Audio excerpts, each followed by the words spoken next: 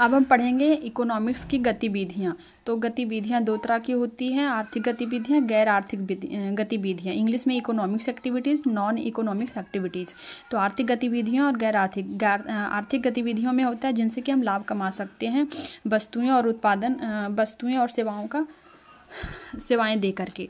गैर आर्थिक गतिविधियों में होता है कि हम सिर्फ आत्मसंतुष्टि के लिए करते हैं, सेल्फ सेटिस्फैक्शन के लिए करते हैं, इसमें कोई बाजार मूल्य नहीं होता है।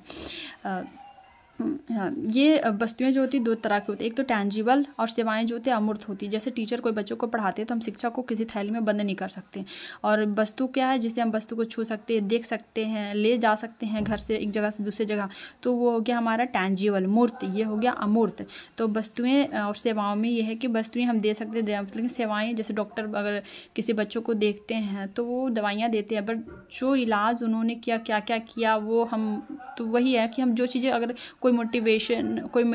कोई मोटिवेटर जो होते हैं किसी बच्चों को मोटिवेट करते हैं तो वो देते हैं, पर इंटरनली रूप से वो ग्रहण करता है, उसको अमूर्त कहते हैं, वो दिखता नहीं है। तो उसी कहते हैं टैंजिबल, मतलब जिसे देख सकते हैं, छू सकते हैं, मार्केट में वैल्यू होती है। और एक शॉर्ट में बता देते हैं कि जीडीपी क्या होती है। जीडीपी होता है, बस आगे हम पढ़ेंगे, एक वर्ष में एक देश में कुल उत्पादन को जीडीपी मानते हैं। इसके अंतर्गत उत्पादन, वितरण, विनिमय एवं उपयोग भी शामिल होगा। अब आगे पढ़ेंगे उत्पादन, वितरण, विनिमय क्या होता है। बस इतना याद रखिए कि एक वर्ष में एक देश में कुल कितना उत्पादन हुआ उसको जीडीपी कहते हैं। यानी एक वर्ष में एक देश में कुल कितना उत्पादन उसको जीडीपी कहते हैं। ब्रांचेस देखते हैं, इकोनॉमिक्स के ब्रांचेस क्या क्या होते हैं।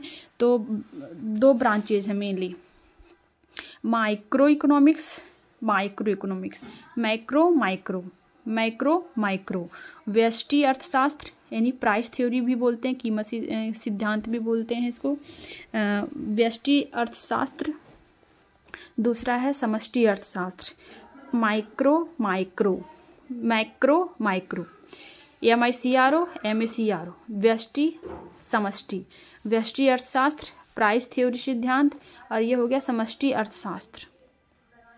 स्मॉल लेवल पे काम करता है, लघु स्तर ये होता है, व्यक्तिगत स्तर पे होता है, एक उपभोक्ता की मांग होती है, यानी एक व्यक्ति कितना कमाता है, क्या उपयोग करता है, उसकी अगर इंफॉर्मेशन लेनी है तो वो माइक्रो इकोनॉमिक्स में होती है, स्मॉल लेवल पे होती है, लघु स्तरीय लेवल पे होती है, और माइक्रो यानी समष्टि अर्थशास्त्र में व्यापक और बड़े स्तर पे होता है। हमने पढ़ा था उधर कि ये है माइक्रो और ये है माइक्रो। तो जो स्मॉल लेवल पे है एक उपभोक्ता की मांग होती है, एक उत्पादक, एक कंपनी की बात हो रही है, यानी एक उपभोक्ता है, उनके क्या क्या मांगे, एक पर्सनल व्यक्ति की बात हो रही है, आप हम सब की एक पर्सनल की बात हो रही है। एक उत्पादक जो उत्पादक कर रहे हैं, एक उत्पादक की क्या आपूर्ति हो सकती है, वो क्या क्या चाहते हैं, एक कंपनी में कितनी लागत सकती है, एक पर्सनल निजी कंपनी, प्राइवेट कंपनी की बात हो रही है, एक सिंगल बंदे की। और ये माइक्रो में, समष्टि अर्थशास्त्र में सभी उपभोक्ताओं की मांग का अध्ययन किया जाता है। एडी मतलब एग्रीगेट डिमांड, एग्रीगेट डिमांड यानी संपूर्ण मांग, और एग्रीगेट सप्लाई यानी संपूर्ण आपूर्ति, सभी लोगों का सप्लाई, सभी लोगों की मांग। यानी इसका कहने का मतलब एक राष्ट्रीय आय, नेशनल स्तर पे राष्ट्रीय आय, गरीबी, बेरोजगारी सब हमारा जो आता है वो हमारा समष्टि अर्थशास्त्र में आता है। अब हम फिर से दोहरा लेते हैं कि अर्थशास्त्र क्या था, बढ़िया से हम एक परिभाषा के साथ देखते हैं। तो अर्थशास्त्र यह वह विषय है जिसमें संसाधनों का इष्टतम यानी बेहतर उपयोग होता है। इकोनॉमिक्स क्या है, यह वह विषय है जिसमें संसाधनों का बेहतर उपयोग करते हैं, जिससे एक उपभोक्ता अपने संसाधनों जैसे मुद्रा एवं समय का बेहतर उपयोग करके संतुष्टि प्राप्त करता है, एवं उत्पादक अपने संसाधनों जैसे भूमि, श्रम, पूंजी, संगठन, उद्यमिता, प्रौद्योगिकी का बेहतर उपयोग करके अधिक से अधिक लाभ प्राप्त करता है, एवं सरकार के द्वारा समाज कल्याण किया जाता है। समझ गए कि अर्थशास्त्र क्या है, तो वह विषय है जिसमें संसाधनों का बेहतर इष्टतम उपयोग करते हैं, संसाधनों का इष्टतम उपयोग करते हैं, जिससे कि एक उपभोक्ता अपने संसाधनों जैसे मुद्रा और समय का बेहतर उपयोग करके संतुष्टि प्राप्त करता है। एवं उत्पादक क्या करता है, अपने जैसे भूमि, श्रम, पूंजी, श्रम, भूमि है उसका, अगर उसके पास भूमि है तो भूमि है, श्रम है श्रम, पूंजी, संगठन, उद्यमिता, यानी कंपनी प्रौद्योगिकी का बेहतर उपयोग करके अधिक से अधिक लाभ होता है। और सरकार क्या करती है, समाज कल्याण का काम करती है।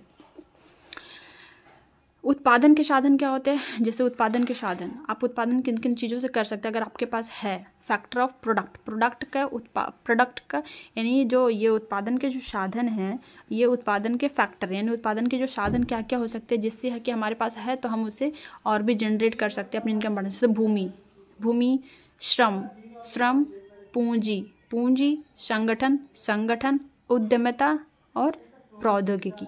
भूमि, जमीन, श्रम हमारी मेहनत या लोगों की मेहनत, मतलब किसी काम में मेहनत, लेबर लोग काम करते हैं, घर बनाते हैं तो बना उससे काम इनकम आपके पास अपनी की खुद की मेहनत। पूंजी, अगर आपके पास कैपिटल है, मनी है, धन है, गाड़ियां हैं, उसका ज़मीन है। संगठन, लोगों या फिर उद्यमिता, संगठन लोगों का ग्रुप। और प्रौद्योगिकी मतलब कोई भी कंपनी वगैरह है तो आप उससे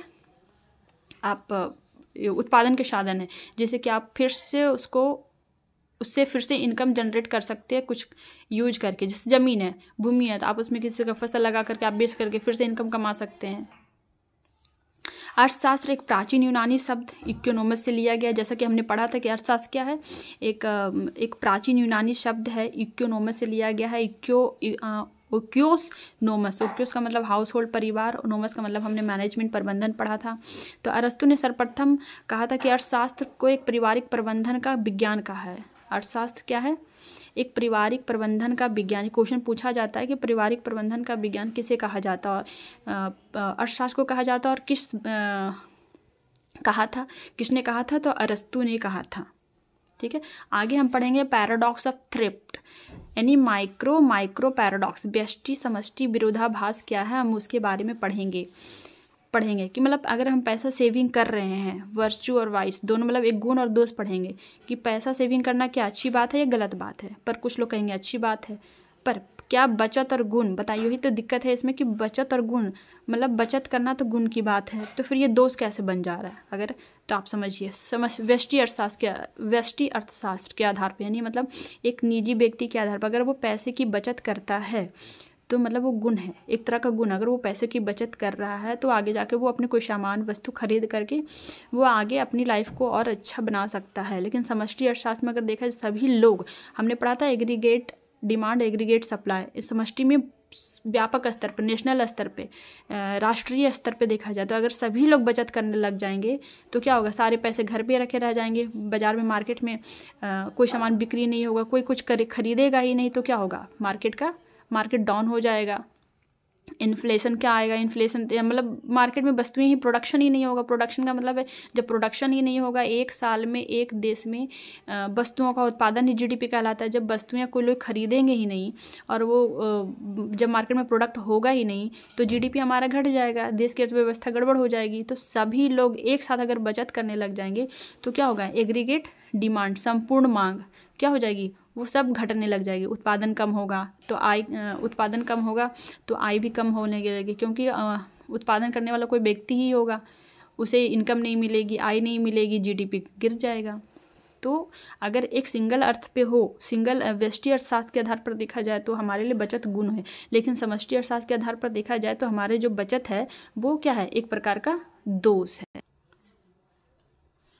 अर्थशास्त्र की परिभाषाएं देखें, बहुत सारे अर्थशास्त्रों ने बहुत सारे अलग अलग परिभाषाएं दी हैं। डेफिनेशन ऑफ इकोनॉमिक्स तो एडम स्मिथ के द्वारा 1776 ईस्वी में दिए गए थे। एडम स्मिथ जो थे वो स्कॉटलैंड के थे। एडम स्मिथ क्या थे, स्कॉटलैंड के थे। एडम स्मिथ स्कॉटलैंड के थे। उन्होंने 1776 ईस्वी में, एडम स्मिथ जो है 1776 ईस्वी में स्कॉटलैंड के थे।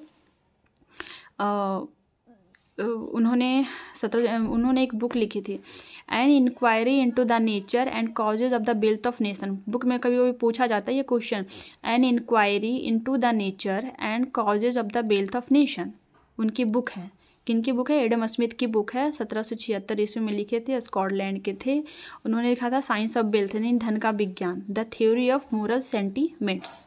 इनकी थ्योरी है the theory of moral sentiments.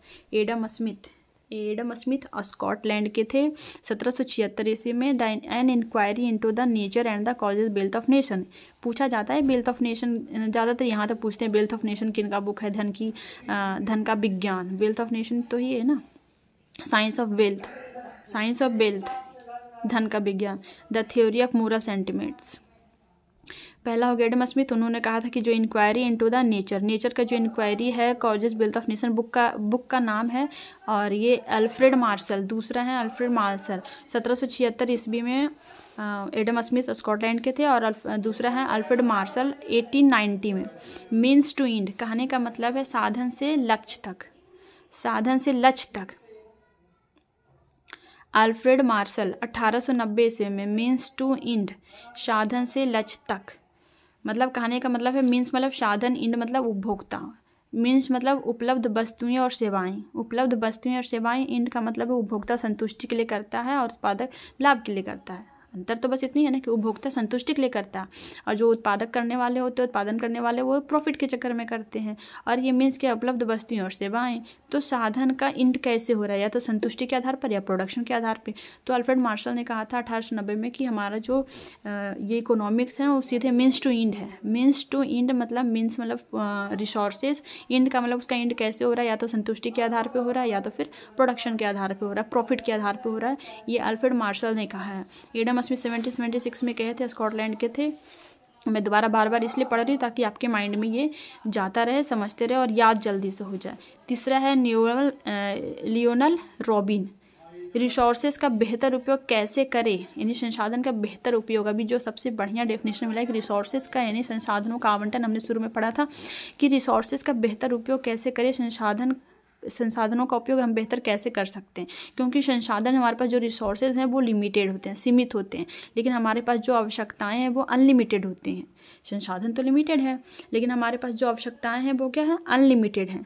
और हमारे पास इसलिए अल्टरनेट चॉइस भी है कि भाई हमारे पास कम पैसे हैं तो हम कम रेट वाले सामान खरीद सकते हैं, जिनके पास ज़्यादा पैसे हैं वो ज़्यादा रेट वाले वस्तुएँ खरीद सकते हैं। तो भाई हमारे पास रिसोर्सेज तो कम है, पर हमारे पास हमारी जो आकांक्षाएं हैं, हमें चाहते और अच्छा खरीद लेते, एक ने 4 साड़ियाँ खरीद लेते, और कपड़े खरीद लेते, और बैग खरीद लेते, लैपटॉप खरीद लेते। लेकिन हमारे पास जब देख रहे हैं पॉकेट मनी देख रहे हैं, पॉकेट मनी क्या, जो हमारे पास पैसे हैं, हमारे पास जो इनकम है वो ज़्यादा नहीं है, तो उस इनकम के आधार पर हम अल्टरनेट यूज़ करते हैं, अल्टरनेट वैकल्पिक, कि भाई हम लोग 5000 का बॉक्स नहीं खरीद सकते हैं, पर्स नहीं खरीद सकते, तो हम 400 का पर्स खरीद सकते हैं। तो हमारे पास अल्टरनेट वैकल्पिक यूजेस तो हैं।